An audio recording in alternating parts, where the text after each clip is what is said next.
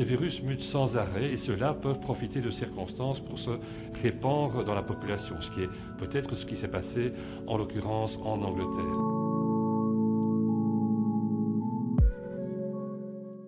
Alors c'est une souche qui a été découverte en septembre au Royaume-Uni, qui s'est petit à petit répandue dans le pays au point de couvrir plus de 60% des nouvelles infections du sud et sud-est de l'Angleterre, entre autres la région de Londres. Pour le reste du monde, on sait qu'elle a migré déjà un peu au Danemark, un peu en Hollande, un peu chez nous, probablement dans d'autres parties du monde encore, sans qu'on ne connaisse exactement ce qu'il en est, parce que, il faut bien l'avouer, l'Angleterre fait mieux son travail épidémiologique que pas mal d'autres pays. Elle détermine sur 5 à 10% des souches si oui ou non elle a un certain patrimoine génétique, ce que nous ne faisons pas avec la même intensité. Et c'est ce qui lui a permis de découvrir d'ailleurs cette souche dans leur contrée.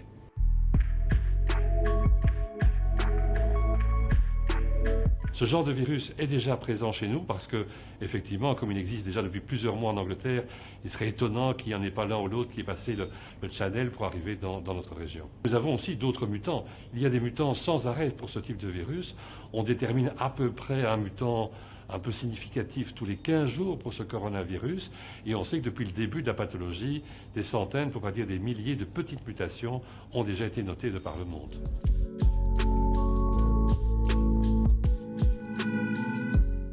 Ce qu'on peut dire pour l'instant, c'est en tout cas qu'elle ne semble pas plus virulente, plus agressive, donner des maladies plus graves.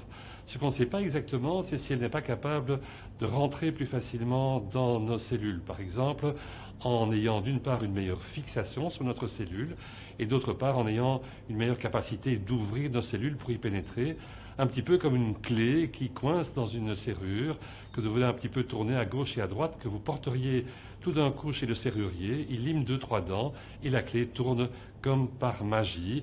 C'est peut-être ce qui se passe et il faut encore en être sûr, même si des modèles informatiques tendent à montrer effectivement une meilleure capacité de transmission.